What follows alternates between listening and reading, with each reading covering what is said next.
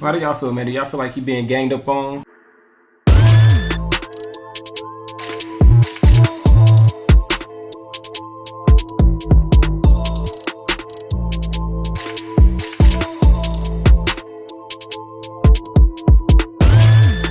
What's up, fam? Welcome to another Tay and Steph reaction video. In this reaction video, we're going to react to how do you explain that AG Garland grilled by Cliff Bentz about Fani Willis allegations.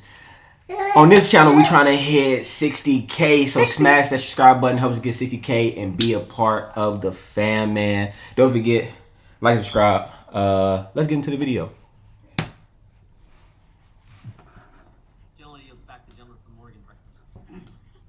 Thank you, Mr. Chair. Thank you, Mr. Attorney General, for being here today. I just have a couple of areas of interest to me, at least.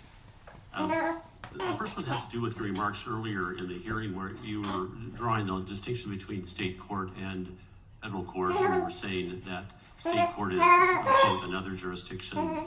State, quote, prosecutors are independent. Third remark, prosecutors are completely independent. Fourth remark, actually decisions of the state prosecutors are independent and they're taken of their own volition. What disturbs me about those assertions is what actually happened. I'll go with the Fani Willis case first, and just mention that her friend spent some 8 hours in the White House discussing the case. Her friend, Fani Willis's friend. And my question to you is, if they're so independent, why were people who were involved in this state action up talking to the federal folks? How do you explain that? Well, I don't know if it's true. I don't know anything about that. I don't know if she was there, what she was talking about. I don't know anything to support this allegation at all. I think what I have here on my notes are, were you aware that the Fulton County DA, Fani Willis's office, coordinated with Special Counsel Smith, the Biden White House, and the Democrat-run January 6th committee during her investigation of President Trump? You were saying you don't know anything about that. Yes, I don't know anything about that. No. Would it disturb you if that actually happened? Well, I imagine that if this committee asks a prosecutor for information, or if a prosecutor asks this committee for information, there may be conversations about that information. I think that is relatively routine. I don't have any idea whether there were any conversations with the special counsel. It would not be anything wrong with people in different jurisdictions who have evidence obtaining the evidence.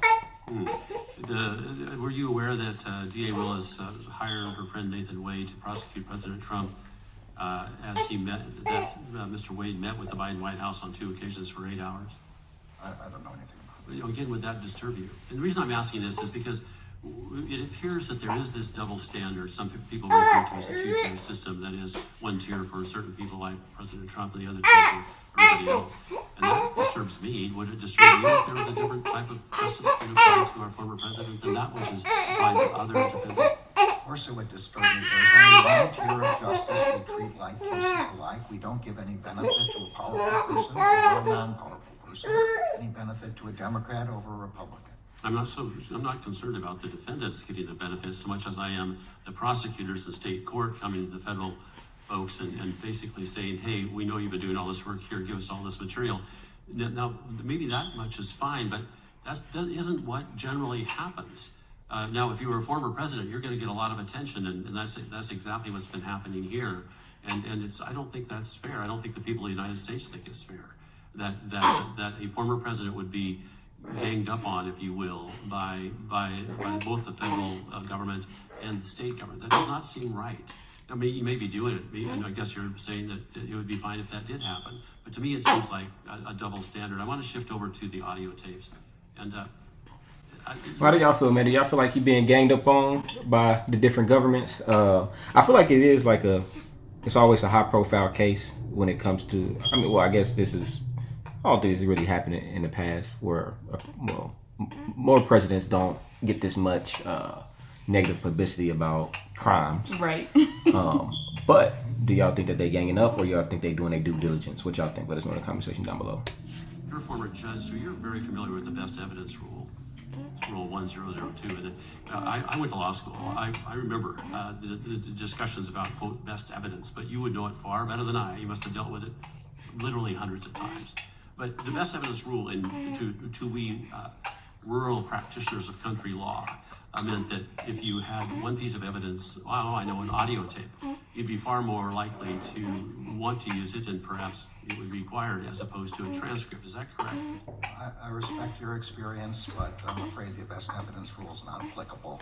Best evidence rule is reflected in Rule 1003 of the Federal Rules of Evidence, and it provides that a duplicate is admissible for all purposes as an original unless there is a genuine dispute about its authenticity.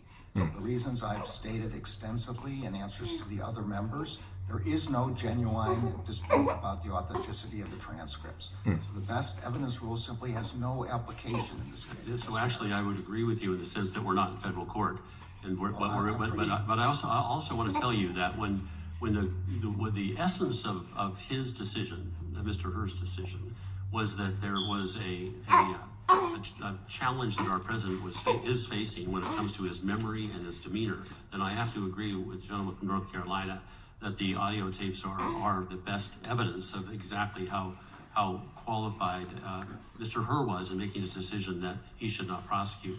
With that, I see my time is exhausted, so I yield back. Dang, what y'all think, man, about the evidence? Ooh. Let us know in the comment section down below. I think we should try and see what the evidence is and do a reaction to it. Is that something you guys want to see? Comment in the comment section. Let us know. Yeah, send us a video, man. Yeah. With that being said, man, don't forget we're trying to get to 60K. I feel like the guy in this video, he was doing less asking questions and more giving statements, so it was a little bit hard to follow along with dude. But let us know what y'all think in the comment section down below. We love you guys, and we will see you guys in the next video. Peace.